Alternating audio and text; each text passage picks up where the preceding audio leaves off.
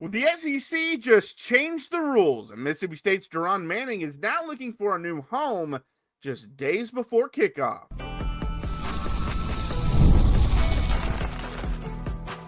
You are Locked On Mississippi State, your daily podcast on the Mississippi State Bulldogs, part of the Locked On Podcast Network, your team every day. Hello, everybody, and welcome to the Locked On Mississippi State podcast. I'm your host, Jaron Spor. We've got a packed show for you today because Everydayers, this is one of those stories that changes by the hour. I literally mentioned on yesterday's episode, I've kind of stayed away from this topic because it changes so much. Well, it changed again. So there you have it. Because Mississippi State spent weeks trying to get Jahron Manning and Malik Sylla back on the roster. The Bulldogs were pursuing an additional year of eligibility for both players. Then the SEC stepped in. The conference has now banned schools from adding players who have previously declared for a professional draft without properly withdrawing, signed professional contracts, or appeared on professional rosters. The penalties for schools that violate the policy can include a half-season suspension for a coach, a fine equal to 50% of the sport's annual budget, and loss of league voting rights. The immediate impact for Mississippi State, Jahron Manning is out. Manning had hoped to return to the Bulldogs. I'd hoped to see him play. I used my defensive MVP last year, but he's now looking for another home after the new conference rule made him ineligible to play for Mississippi State. So today, we're going to start there. What exactly happened? What does it mean for Mississippi State? Where does Manning go from here? And then we're going to zoom out because On3 just put together its knowns and unknowns heading into the 2026 season. There are some things we absolutely know about this Mississippi State team. There are also some massive unknowns, and we're going to hit two of the biggest ones because we're getting very, very close to kickoff. I'm so excited. But anyways, enough of that. Let's get into it. So let's start with the obvious. This is a massive development for Mississippi State.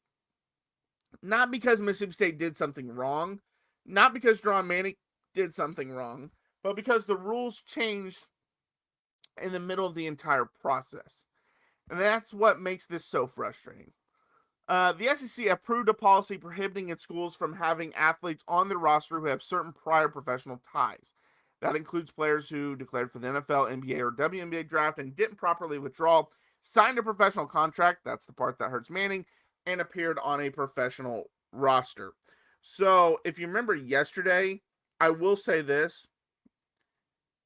I said that we need to kind of operate like Manning and Sylla won't be a part of the team. And Sylla had a better shot. Manning was the hard one because he did sign with the Orlando Pirates of the Indoor Football League. That's a professional league. So that's what really hurts him here. So, but the conference didn't stop there. It also attached serious consequences to schools that violate the rule. So we're talking about a half-season suspension for a coach, a fine equal to 50% of the sport's annual budget, loss of league voting rights, and Greg Sankey has additional enforcement authority. So Mississippi State isn't just looking at, can we get Jahron Manning eligible? It's now, is it worth risking the entire program to do it?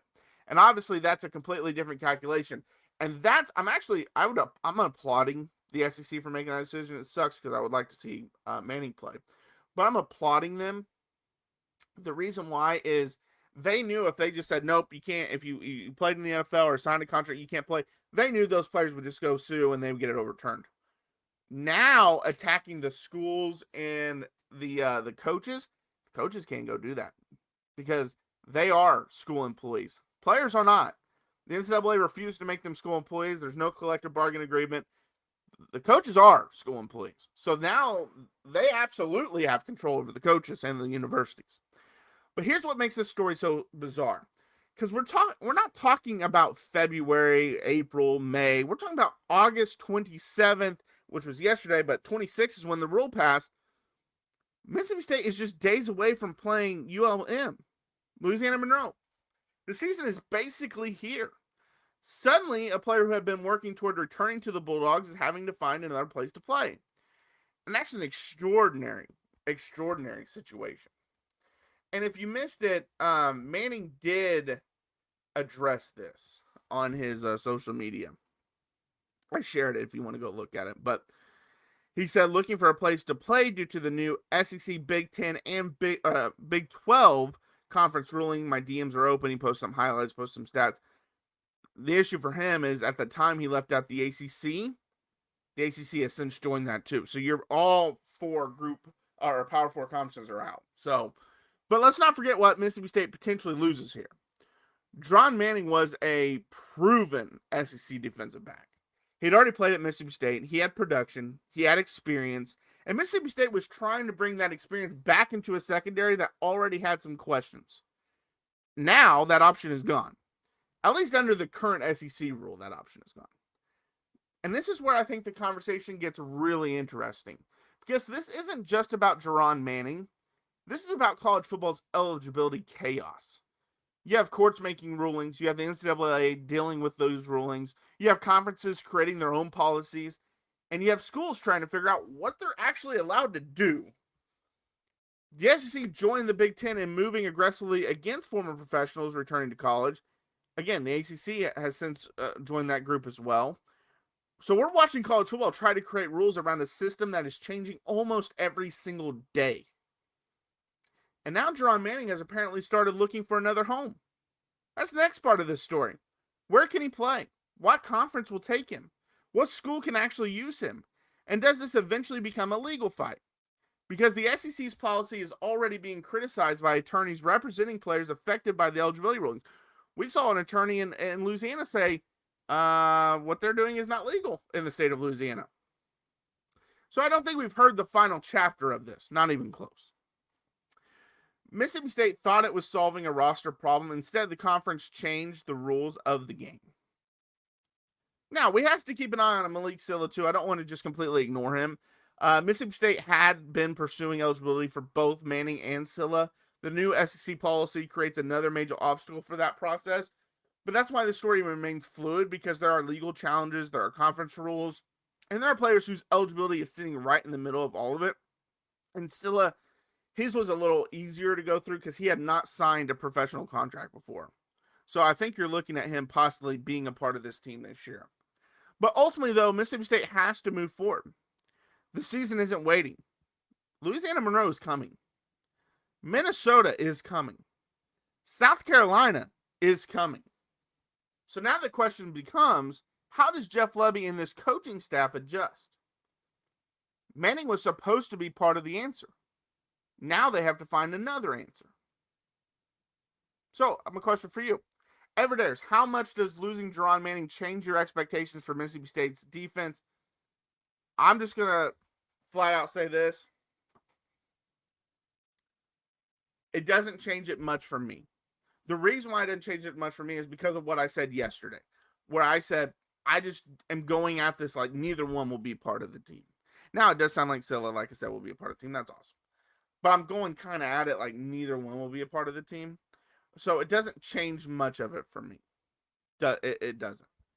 But it might for you, because you might have came in expecting them to be part of the team. So if that's the case, then how much does it change your expectations? Like I said, it doesn't do much for me. But all right, coming up, the Manning news changes one part of this roster, but On3's latest look at Mississippi State reveals two much bigger questions that could define the entire season.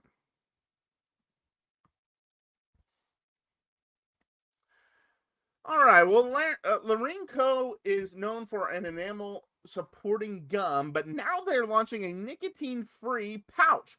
The Larenco pouches are designed to provide clean focus while supporting enamel at the same time.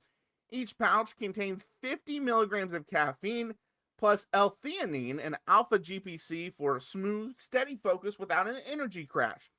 And because it's a Larene product, every pouch also contains nanohydroxyapatite, the mineral teeth are made of, to provide daily enamel support between brushings. The Larenco pouches are pouches that swap out the nicotine and give you clean focus and support your enamel the whole time they're in. They come in mint, cinnamon, mango, making it easy to find a flavor that fits into any daily routine. So they actually sent me the product. This one is this is the mint flavor. They sent me the cinnamon. They sent me the mango. I've tried the mint.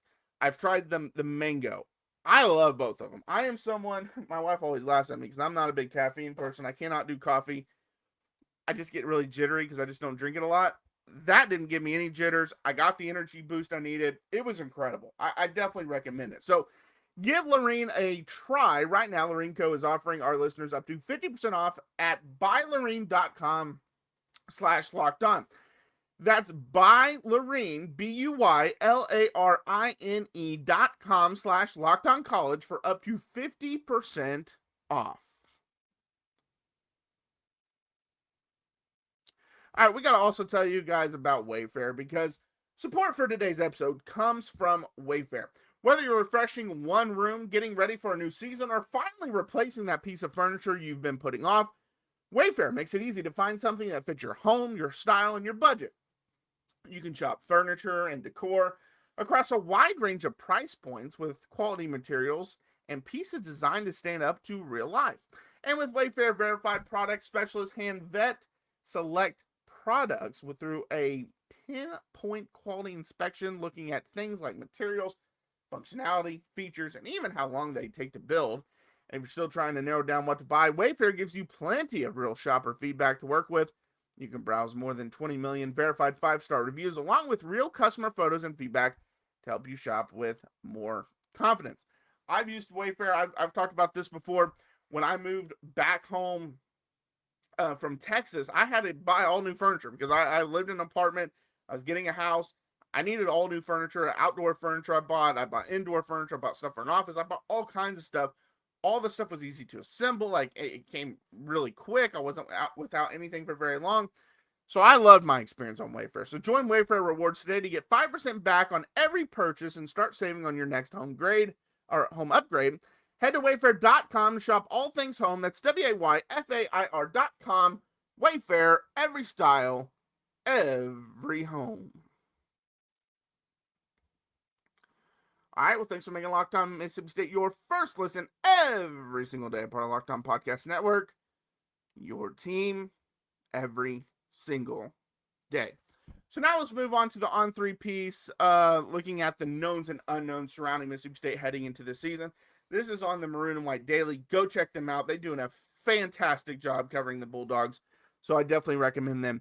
If there's one thing that I think we can put in the known category, and I agree with them, it's Kamario Taylor. This is Taylor's team. Honestly, that's probably the most exciting thing about Mississippi State heading into the 2026 season. We've talked about this all offseason. Taylor gives Mississippi State something it hasn't had consistently enough, a quarterback with legitimate playmaking ability. He can create outside the pocket, he can attack vertically, he can extend plays, and now we're hearing that he's becoming more comfortable playing from the pocket. Jeff Lebby said Taylor has gotten better and better in that area. That's important because the next evolution of his game isn't simply can Kamario make a spectacular play. We already know he can. It's can Kamario consistently execute the offense from the pocket. That's the difference between an exciting quarterback and a great quarterback. But this is also why year 2 matters so much. Taylor isn't walking into this season as a complete unknown. He's played. He's experienced SEC football. He's seen what defenses look like. He's been through the highs. He's been through the mistakes. Now the expectations have changed, though. And here's where the unknowns start creeping in. But Taylor is a known, but there are a lot of questions around him. Mississippi State has a lot of new pieces on offense. And I know, real quick, I will say this. I know some of you at home are like, well, how much of a known he is? He hasn't played a ton. I've seen enough that I'm putting him as a known. Whether you like it or not, that's what I'm going with. But they have a lot of new pieces around them offensively. New offensive linemen, new skill players stepping into larger roles. That's why the relationship between Taylor and the offensive line is going to be one of the biggest stories of the season. Because if Taylor gets time, this offense could be dangerous. And if he's constantly under pressure, everything gets harder. And you've got Anthony Evans. We've already talked about the expectations for him. He's a big known around him. Fluff Buffalo also, which we'll talk about in a second. But he's one of the most explosive weapons on this roster. That gives Taylor a legitimate vertical threat. And that's important because defenses can't simply sit on short throws.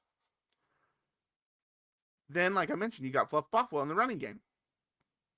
And Mississippi State can establish enough of a rushing threat that makes Taylor even more dangerous, and he'll add to that too. But you don't want defenses knowing every important play is on Kamario's shoulders. you want to make them defend everything. Kamario Taylor doesn't have to carry Mississippi State. He just has to become good enough that defenses can't make Mississippi State one-dimensional. So this is the question I really want to explore. What can he become? We've heard Paul Feinbaum say Taylor could have changed the outcome of games last year. We've heard Reese Davis say that he could be the surprise of the SEC. We've talked about what Taylor could become. Now we're finally getting to see it. Could he become an all-SEC caliber quarterback? Could he become one of the better quarterbacks in the conference? Could he become the guy Mississippi State builds around for the next several years? That's the potential. And let's be honest, this matters for Jeff Lebby too. Because if Taylor takes a major leap, Mississippi State's entire outlook changes. That's why you see national analysts simultaneously criticize the roster and schedule while still pointing to Taylor as the reason for optimism. He's the building block. But here's the catch. Having a quarterback you believe in doesn't automatically make you a good football team. You still have to answer, can the offensive line hold up? Can the defense get off the field? Can the secondary survive? Can the team stay healthy? That's where the second half of this conversation comes in. And we're going to get to that second half, don't worry. But Everydayers, I want to hear from you. What is Kamario Taylor's ceiling in 2026? Is that solid SEC quarterback? Is that all SEC quarterback? Or something maybe even bigger? Maybe you have higher hopes for him. I'd love to know that as well. So, coming up, Kamario Taylor might be the biggest reason for optimism, but Mississippi State also has a lot of unknowns, even more than what I just listed. And one position group could determine whether this team actually takes the next step. Well, if you've got a sweet tooth like I do, you know how tough it is to find that perfect treat without all the sugar. That's why Cotton Candy 5-Hour Energy Shot brings that nostalgic flavor back in a whole new way. This is that classic cotton candy taste you remember, but with a tasty caffeine boost and zero sugar. It's a quick, easy way to satisfy that sweet craving while keeping those things simple and on the go. You know, I've always loved cotton candy. I'm sure you guys do. It brings me back to my childhood, but I can't be eating sweets all day. So this is the perfect alternative. The flavor really does bring that throwback fruity vanilla vibe, and it's surprisingly smooth. It's become my go-to when I want something sweet without going overboard. I know you look at me and you say you probably do eat sweets all day. I try not to, okay? It is hard, but I try not to. But bring on the sweetness with Cotton Candy 5-Hour Energy Shots, available online now at 5hourenergy.com or on Amazon. Well, thanks for making Locked On Mississippi State your first listen every single day, part of Locked On Podcast Network. Your team every single day. So now let's talk about the other side of this story, this On3 story. But first, it's time for Next Up in Starkville. I know you Everydayers at home thought I forgot it. I didn't forget it, okay? Thankfully, next week, Next Up in Starkville, we got games. So right now, Next Up in Starkville there's not a whole lot going on except for you're finishing camp. So we're going to talk about some of these, which fall camp's over, but you're starting fall practice. So these unknowns correlate with that. So this is where I think Mississippi State gets really interesting. Because there are some legitimate reasons to believe this team is better. But there are also questions that we simply cannot answer until the games start.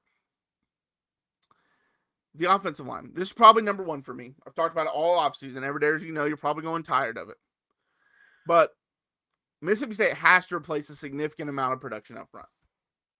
And that matters because everything starts there. Now, the argument back is, there's a lot of production, a lot of experience, but they weren't very good last year. That's fair. But it all starts there. Quarterback, running game, play action, third down, red zone, everything starts there. The next thing is the depth. Because Jeff Lebby already talked about this. The goal is to have 8 or 9 offensive linemen ready to play. Right now, he feels good about 7. It's not necessarily a disaster, but it's not where they want to be. Because the SEC is long. The season is long. Injuries happen.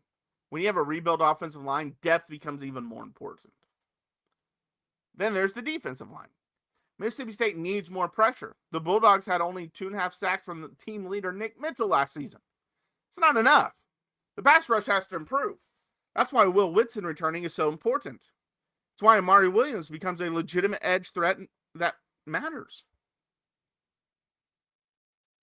It's why, and I have seen some of these mock depth charts, and it shows that this guy's next guy that I'm going to mention is going to be a backup. He might be. I'm just very high on him. I really like him as a player.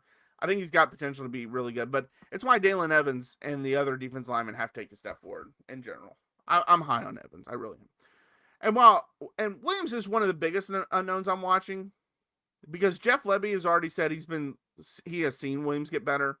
I've talked about when we got him, what Locked On Portal Brian Smith said. He thought that he could be a day 1, day 2 pick if he lives up to that potential. But Lebby has praised his physicality, his toughness, his commitment to the process. But now we need to see that translate into production.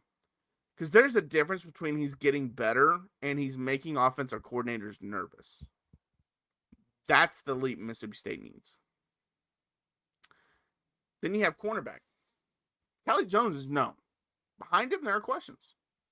I thought Quentin Taylor was going to get it. I'm very high on Quentin Taylor. I'm not saying that I was talking about Quentin Taylor like I talked about Kelley Jones last year, but last year I was like, man, Kelley Jones I think is really going to take a step. Quentin Taylor I thought was going to solidify that second spot next to him, but it sounds like Jet Jefferson is going to be that guy. Obviously you have Caleb Singleton, Jamrock Grimsley, you have some other guys, but it sounds like Jet Jefferson's going to get that spot. So Lebby specifically talked about needing those guys to continue developing and creating depth. That's another theme of this entire roster. The starters might be good enough, but can Mississippi State build a 2-deep that's good enough to survive the SEC? And this is where I keep coming back to, and why I keep coming back to the schedule. If Mississippi State played a soft schedule, some of these unknowns might not matter as much. But look at what's coming. Minnesota, South Carolina, Alabama, LSU, Oklahoma, Texas, Ole Miss. I didn't mention Missouri. I didn't mention Auburn, Vanderbilt. But you don't have much room for error. That's why the difference between Mississippi State's floor and ceiling might be the depth. So let's separate this. We know Kamario Taylor can make plays. We know Anthony Evans can be a difference maker. We know Kelley Jones is one of the leaders of this defense and one of the best players in college football. We know about that with Isaac Smith too. We know there's more experience than there was a year ago. We know Jeff Lebby believes in this roster. He said it's the best one he's had. But we don't know if the offensive line can become a cohesive unit. We don't know if the defensive front can create enough pressure. We don't know if the secondary has enough depth. We don't know how the young receivers respond. We don't know how the team handles the schedule. And we don't know if the improvements we heard about all offseason will actually translate to Saturdays. That's what makes this season fascinating. Because Mississippi State has spent the offseason building a case. Now the games are going to either validate that case or destroy it. That's the reality. So, the Jahron Manning situation, another reminder of just how chaotic college football has become. Rules are changing. Eligibility is changing. Rosters are changing. Mississippi State is having to adjust on the fly. But once we get past all that, the football still has to be played. And that's where Kamario Taylor comes in. He's the known. The offensive line is an unknown. The defensive front is an unknown. Secondary depth is an unknown. And you really could say depth across the whole team. The schedule, that's the ultimate test. Mississippi State doesn't need everything to be perfect, but it needs enough of those unknowns to turn into answers, because we're almost out of time for projections. We're almost out of time for preseason optimism. We're almost out of time for talking. It's almost time to play. And I couldn't be more excited. All right, that's going to do it for Locked On Mississippi State. Real quick, the Locked On College Top 100 is here. It was voted on by the college hosts of the Locked On Podcast Network. Our top 100 was formed by experts that cover these teams and players every day. Find the full list on Locked On Sports Today on YouTube or wherever you get your podcasts. Don't miss my reaction to where the Mississippi State players landed. We got 2 of them on the top 100 list. I'm actually going to talk about that on the next show. Those 2 players are going to be my top dogs of the week. I'm just spoiling that right now. I'm not going to tell you who they are. You can probably guess one, but you actually won't be surprised about the second. But you definitely would guess the first. 2 of them made the list. I'll talk about that on the next show. I might even just do a whole show on the Locked On Top 100. So it'll be actually, I'll probably stay the first segment for anything that's happened over the weekend. Dive into Locked On Top 100 in that second segment, the Mississippi State part. And then I will do the third segment on just some of the other people. Do you agree with the list? Do you disagree with the list? But we'll dive into that on Monday's show. But that's going to do it. Thanks so much for making Locked On Mississippi State your first listen. Make Locked On SEC and Locked On College Football your second season because football's here. We have football this weekend. I couldn't be more excited. I think I've told my wife every day, hey, guess what? And she's like, what? We have college football this weekend. And I think she's kind of annoyed with it. But I don't care. I'm excited. I'm ecstatic. For Locked On Mississippi State, I'm Jaron. And until next time, Hail State.